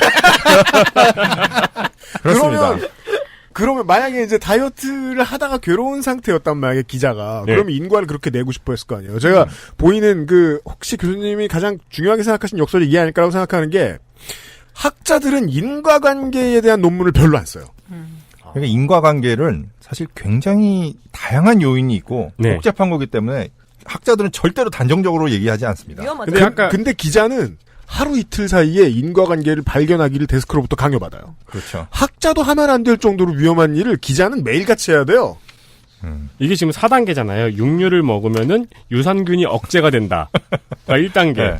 유산균이 억제가 되면 염증이 생긴다. 그러니까 2단계. 염증이 생기면 뇌에 영향을 미칠 수 있다. 네. 까지잖아요. 네. 그러니까 이 중에 어느 한 단계라도 변수가 있으면은 그렇죠. 성립이 안 되는 건데 지금 사실은 교수님은 모든 단계에 변수가 있다고 말씀드렸죠. 그렇다면 그 변수가 있다라는 장뇌축이라는 건. 것도 사실은 그게 진짜냐 아니냐도 엄청 말이 많아요. 그러니까 분명 관계는 있는데 관계라는 거는 사실은 10단계를 건너뛰는 관계도 있고 한 단계의 관계도 있는 거니까. 저도 그 말씀하시길래 학계에서 갑자기 핫해가지고 다 들러붙어서 논문 쓰죠? 그러면은 언론하고 비슷할 수도 있어요. 모두가 다 들러붙어서 얘기하면 아무도 안 들여다보는 거하고 똑같아요. 네. 결과를 알 수 없어요.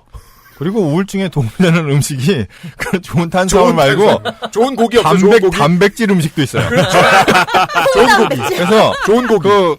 저기 의사분들 보는 그 웹사이트에 나와 있는 걸로는 첫 번째가 우유, 두 번째가 칠면조 이렇게 돼 있어요.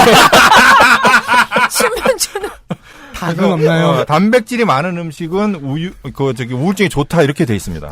치킨은 없었나요? 그러게 왜 칠면조가 있었을까요? 근데 하여튼 그리고 이제 단백질에는 트립토판이 많은데 트립토판은 세로토닌이라는 또 무슨 호르몬을 만드는데 정부체가 되고 어쩌고 저쩌고 이런 설명들이 있는데. 네. 하여튼 그렇습니다. 나는 이 사람이 적일 것 같아요. 왜 직장인이 고깃집 가서 고기 먹고 후식으로 된장찌개 밥 먹고 그지 같은 상사 만나서 우울증에 휩싸일 수밖에 없는. 그럼 그지 같은 상사가 문제잖아요. 그러니까요. 그러니까 사회학에서는 그렇게 보는 거죠. 이 사람이 이렇게 왜 먹을 수밖에 없는지가 더 중요한 거죠. 근데 사실 이 논문을 잘 보시면은 건강한 다이어트와 약간 이제 우리가 문제가 있다고 하는 다이어트를 나눠놔서 사실 그렇게 보고 있어요. 그러니까 이게 탄수화물, 육류 이렇게라기보다는 이제 보통 우리 다 아는 겁니다. 채소와 과일과 뭐 이런 걸 골고루 먹는 사람과 생선을 많이 아니면은 이제 뭐 설탕이나 당류나 뭐 이런 거 많이 그건 다 알잖아요. 우리가. 그래서 이 기사의 결론이 되게 의미가 없어요. 탄수화물과 육류는 적당히 균형 있게 먹어야 좋습니다. 네. 그리고 채소 많이 먹으래잖아요.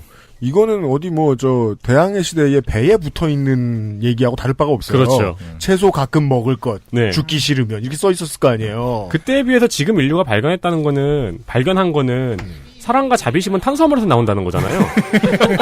그러니까 그런 의미에서 우리가 오늘 저녁에 유산균을 억제하고 쉽게 우울해지러 한번 있다가 고깃집에 가볼까? 좋습니다. 나는 야구르트 꼭 먹을 거야. 그렇죠. 소주에 타서 먹을 거야. 두 번째 기사였습니다. XSFM입니다.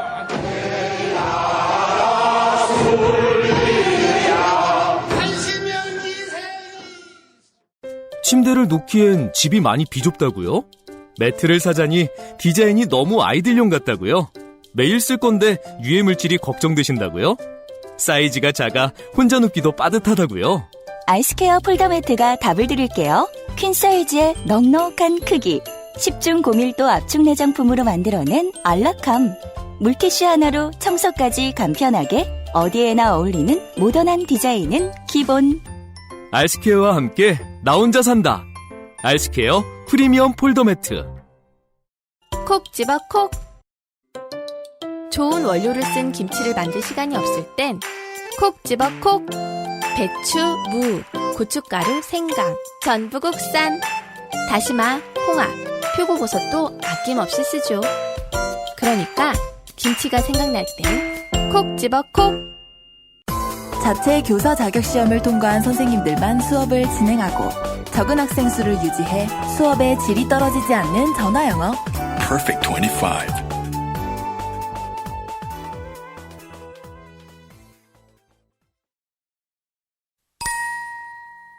올리브유, 올레산이 오래 살게 해. 장수효과 입증. JTBC 뉴스룸 조민진 기자.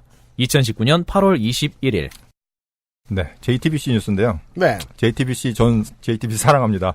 네, 그런데 좋아요. 네. JTBC 사랑하는데 JTBC가 약간 과학 전문 기자 또는 이런 과학 전문 기자는 안 계시고 의학 전문 기자도 없는 것 같아요. 제가 보기에 찾아봤을 때.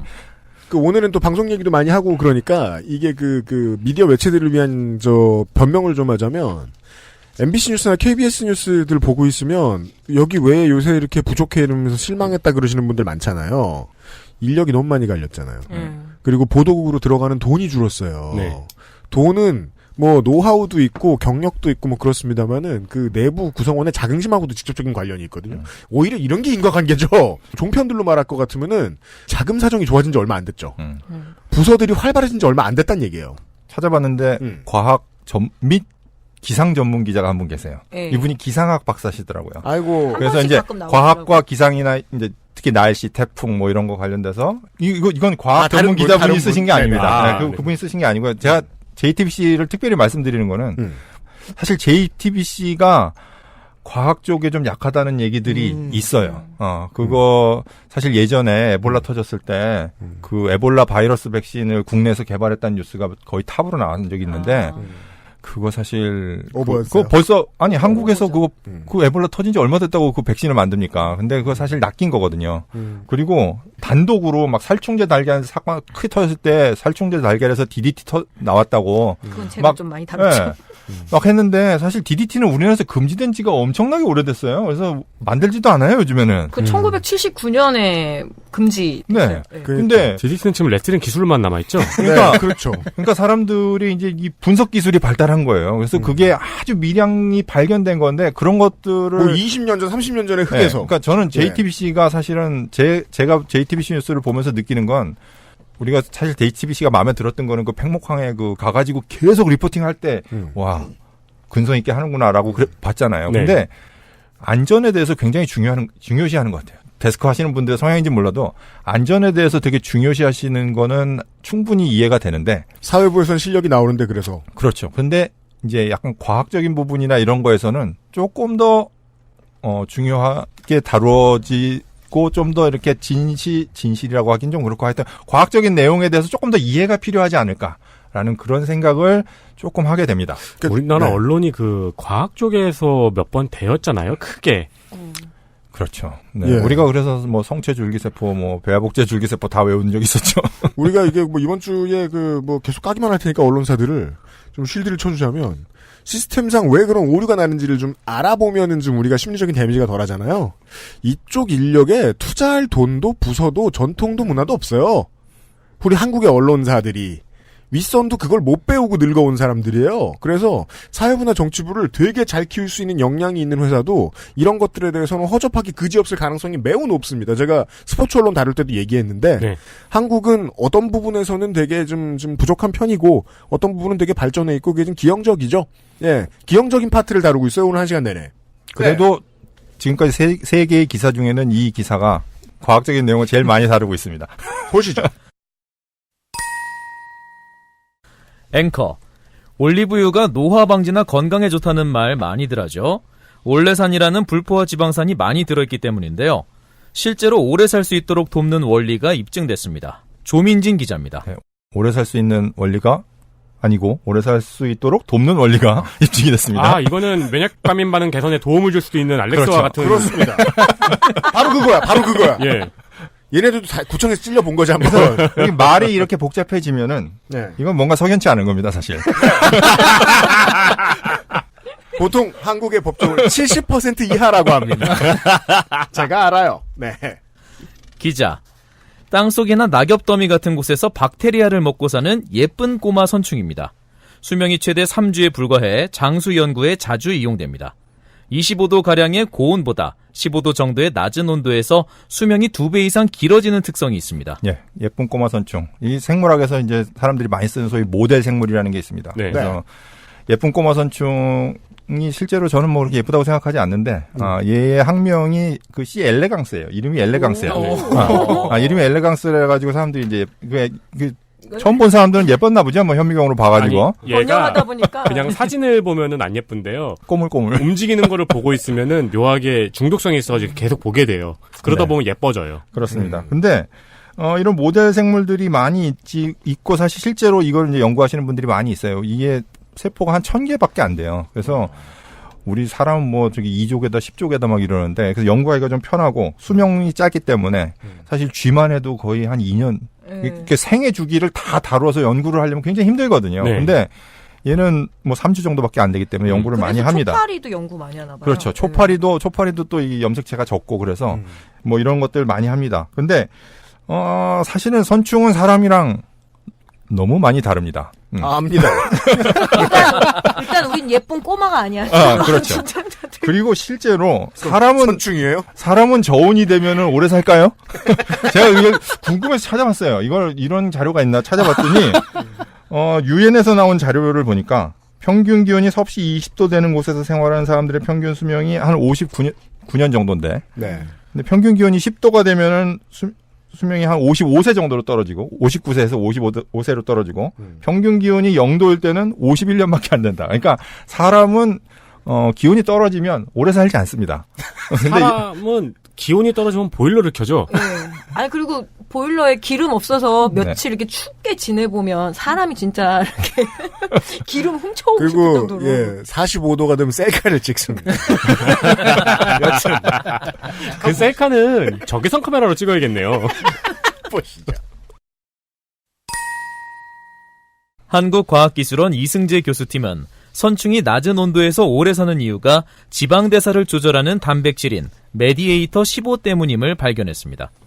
이 단백질이 불포화 지방산 합성 효소를 만들어내는데 이 기능이 약한 돌연변이의 수명은 짧습니다. 이승재 교수님은 사실 굉장히 그 유명한 학자분이시고 좋은 논문 굉장히 많이 쓰시는 분입니다. 그래서 이 연구의 이제 가장 중요한 게 사실 이 메디에이터 15라고 하는 이 단백질인데 이 단백질이 불포화 지방산을 만든다는 단백질이라는 걸로 사실은 2015년도에 좋은 논문을 한번 이미 쓰셨어요. 요번에 이제 후속 연구가 나온 거죠. 그래서 보통 이제 우리가 MDT 15라고 부르는데 얘는 보통 이렇게 그 선충에게 포도당을 많이 주잖아요. 그러면은 포도당을 많이 주면 이 사람도 그렇잖아요. 우리가 당을 많이 먹으면 지방으로 축적하잖아요. 그러니까 네. 선충도 포도당을 많이 주면 포화지방산이 많이 생겨서 그래서 노화가 일어나고 수명이 짧아져요. 그런데 이 MDT15라는 놈이 열심히 막 일을 해가지고 포화지방산을 불포화지방산으로 바꿔주면 그러면 수명이 길어진다. 그래서 MDT15가 되게 중요한 단백질이다라는 이야기죠. 네. 이거를 이제 과거에 한번 하셨던 거고. 네. 그 다음에 이제 요번에 이제 연구 결과가 있습니다. 그런데 돌연변이 선충에게 불포화 지방산인 올레산을 먹였더니 수명이 길어졌습니다. 생명 연장을 위해서는 올레산 양을 유지하는 것이 중요하다는 것입니다. 자, 또 인과관계 나왔죠. 여기서 이제 돌연변이 선충이 이 돌연변이가 뭐냐면 MDT15가 없는 놈입니다. 그러니까 MDT15가 없으면 얘는 불포화 지방산을 못 만드니까 그러니까 얘는 수명이 짧죠. 아까 윤세민 기자님이 말씀하셨지만 불포화 지방산을 넣어주면 될 거 아니냐. 네. 근데 그 중에 뭘 넣어줄까? 그랬다가 이 연구진이 올레산이라는 거를 넣었더니 이게 MDT15가 없어도 올레산 때문에 그러니까 즉 불포화 지방산이 충분히 있으니까 선충이 오래 살더라라는 거죠. 네. 그러면은 이제 이게 왜 올레산이냐? 사실은 올레산이라는 거는 포화지방산에서 불포화지방산이 만들어질 때 거의 첫 번째 물질입니다. 그러니까 얘가 들어가면 그 다음에 또 다른 불포화지방산이 만들어지기 좋은 거죠. 그러니까 어떻게 보면 아주 리저너블하고 그냥 우리가 충분히 이해할 수 있는 건데 이렇게 충분히 이해할 수 있는 거를 실제 실험은 이게 힘든 거거든요. 이게 네. 유전자를 망가뜨리고 거기다가 여러 가지 요소를 통제해야 되니까. 그래서 그거를 실제로 구현하셔서 그리고 결과로 딱 보여준 거죠. 올레산이 풍부한 대표적 식품은 올리브유입니다. 55에서 85%가 올레산입니다.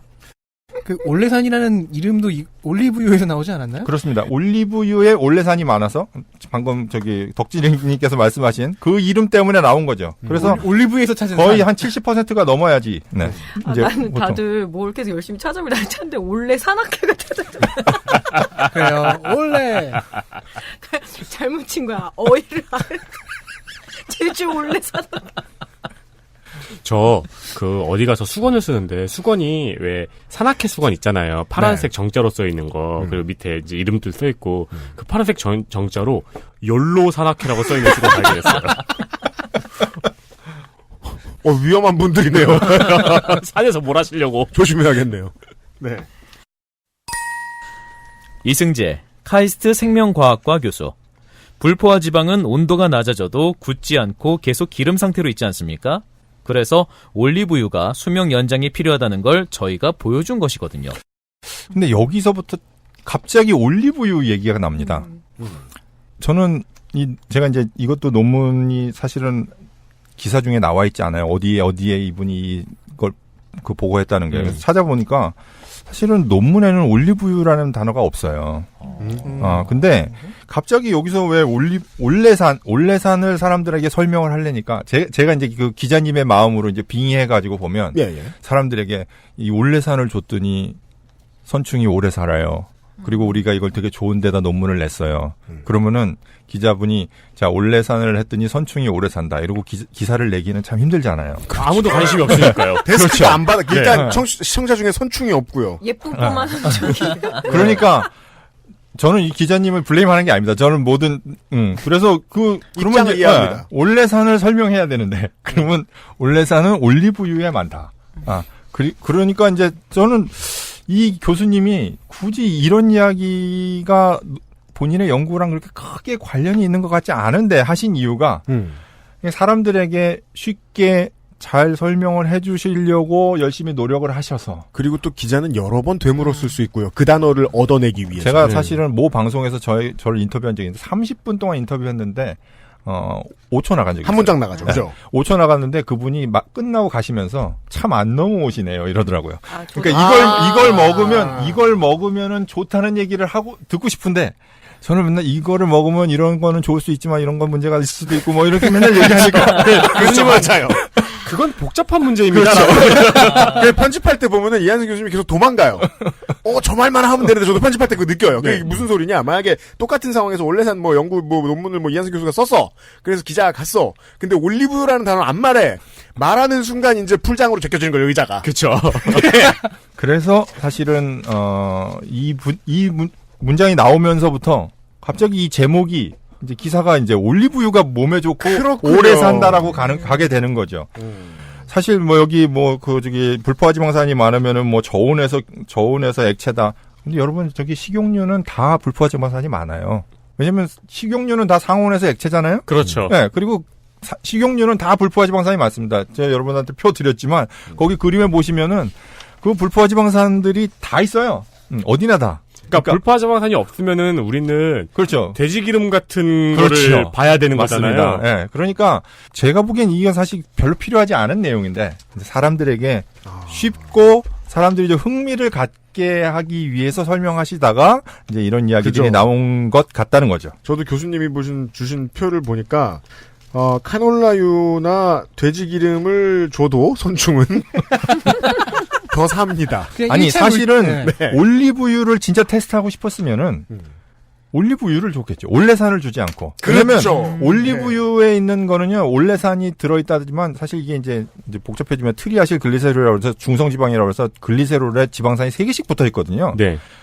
이게 잘라져야지 올레산이 되는 거고 네. 사실은 원래는 붙어 있습니다. 그래서 이걸 붙어 있는 걸 주는 거랑 잘라진 걸 주는 거는 다를 수도 있어요. 그리고 사실 이거를 입증하려면은 올리브유와 까놀라유와 옥수수 기름과 포도씨유와 뭐 그 롱타임 고시와 뭐 이런 거를 전부 다 실험을 해봐야 되는 거죠. 그거는 그렇게 많은 실험 못 합니다. 이거 지금 이거 실험하기 하나 한 것도 진짜 이승재 교수님 이거 진짜 힘들게 하셨을 텐데 그거 어떻게 다 해? 선충에다가 올리브유 먹이면 걔 죽을걸요? 왜냐면은 유기농에서 선충 죽일 때, 그러니까 그 충 죽일 때 맨날 기름으로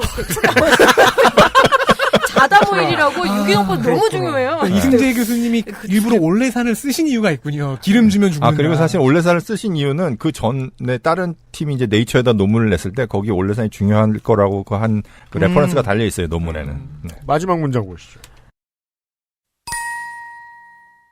연구팀은 선충을 통해 확인된 올레산의 장수 효과를 사람에게 적용하는 연구에 영향을 줄 것으로 보고 있습니다. 그래서 이게 선충을 통해 확인된 올레산의 장수 효과.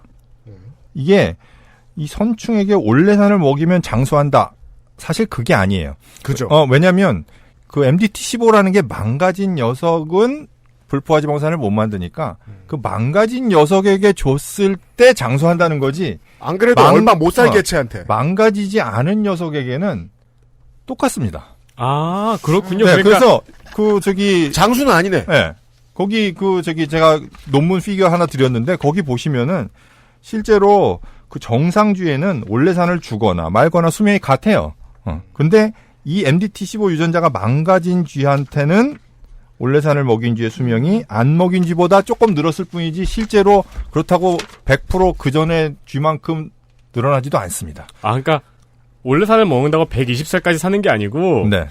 50살에 죽을 사람이 70살 살 수 있다는 거군요. 그렇죠. 문제가 그러니까 사람으로 이제 치환하기 힘들지만 말하자면 그렇다는 거죠. 따라서 이 장수 효과의 장수라는 단어는 틀리지 않았지만 어감상 오해를 줘요. 장수보다는 구제가 낫잖아요. 게다가 사람에게 적용하는 연구에 영향을 줄 것이라는 말도 틀리지 않았는데 사람들에게 기대를 줘요. 그렇습니다. 근데 뭐 사실 이걸 연구하시는 모든 분들이 이런 걸 통해서 우리가 노화의 비밀을 알고 그렇게 하려고 하시는 거죠. 네. 궁극적으로는 이런 목표가 있을 겁니다. 근데 이 논문을 또는 이 기사만을 딱 보고 올리브유를 먹으면 진짜 오래 사냐? 그러면 그거는 생각해 봐야 된다는 거죠. 그렇죠. 올리브유를 세계에서 가장 많이 먹는 나라가 어디입니까? 이탈리아. 이탈리아 제일 많이 먹는 나라가 제가 찾아보니까 그리스예요. 1년에 그리스가 1년에 24리터를 먹는데요. 그다음에 남유럽들이 많이 먹죠. 지중해식 식단이 나오잖아요. 네. 그 지중해식 식단인데 실제로 그래서 뭐 거기 크레타 섬 이런 데는 이제 장수 마을로 워낙 유명하고 그리고 위가 아프면 올리브유를 한 숟가락씩 먹는다 뭐 이런 얘기도 있고. 근데 크레타인이 올리브유를 많이 먹는 건 맞고 장수 마을이온 것도 맞는데 그러면 그게 올리브유 때문에 장수냐? 이거는 사람들의 여러 가지 반론들이 있습니다. 제가 찾아본 논문이나 이런 데 써 있는 거는 이 사람들은 점심을 3시간씩 먹는데요. 그러니까 삶의 여유가 있는 거지. 아, 그럼 오래 살죠. 그럼 스트레스와 노동 시간의 문제죠. 네. 그리고 여기는 섬이기 때문에 직접 생산한 농산물을 먹는다. 콩이나 토마토나 이런 것들을 직접 생산한 것들을 먹고 그리고 또 하루 한 끼를 많이 먹고 나머지 끼니는 좀 적게 먹는데요. 그래서 또 뭐 1일 1씩 뭐 이런 얘기를 할 수 있을는지 모르겠으나 운동량도 많고 기후도 또 지중해가 기후가 좋지 않습니까? 그럼 좋은 실험이 있죠. 그 사람을 한국에 들어와서 소프트웨어 개발자를 시키고 올리브유를 그 전보다 더 많이 먹여봐.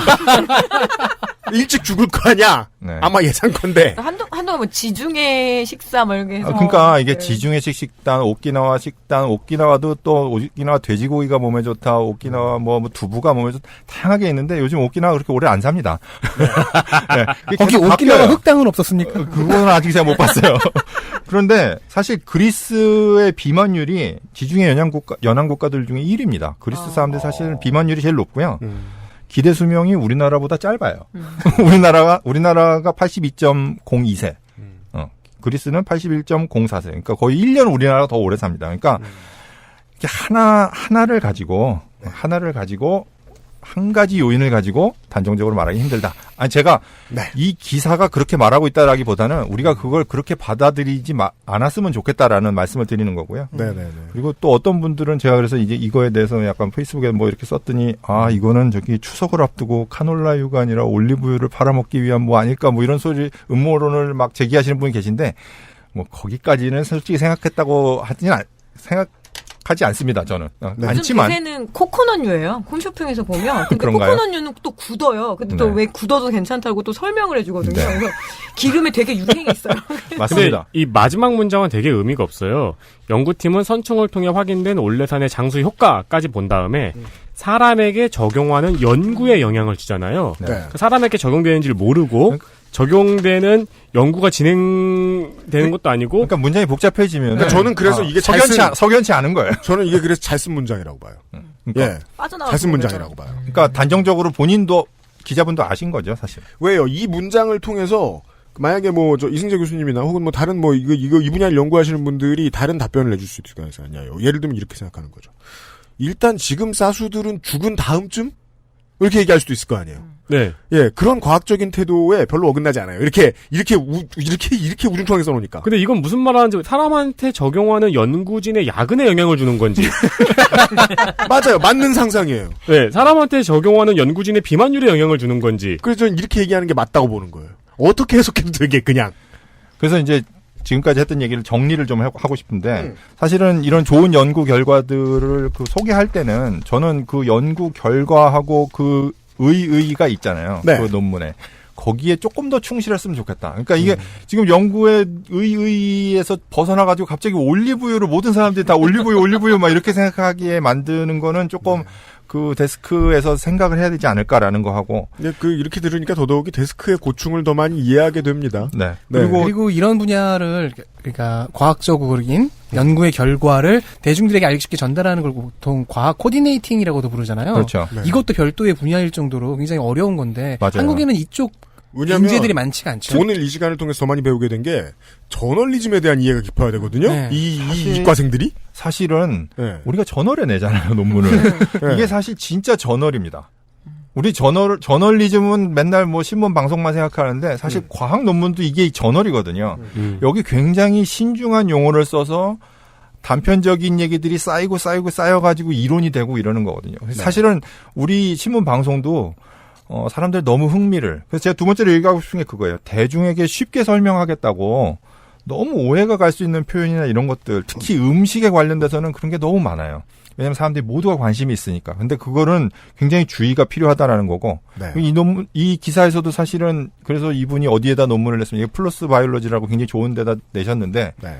아까 그 임팩트 팩터로 이제 10 가까이 되는 그런 데입니다. 네. 내셨는데 그거에 대한 소스가 없어요. 그러니까 사실 소스를 저는 외국 신문이나 이런 데는 거의 다 소스를 꼭 밝히거든요. 네. 소스를 밝혀야지 내가 이거 읽어봤다는 자신감이 있는 거예요. 왜냐면 안 밝히면 사람들이 안 읽어보잖아요. 밝히면 사람들이 읽어보고 야 이건 아닌데 이렇게 얘기할 수 있잖아요. 그래서 사실 소스를 공개해야 된다고 보고 그리고 이거 종합해서 얘기하면 사실 실험의 데이터하고 그거의 해석은 좀 다릅니다.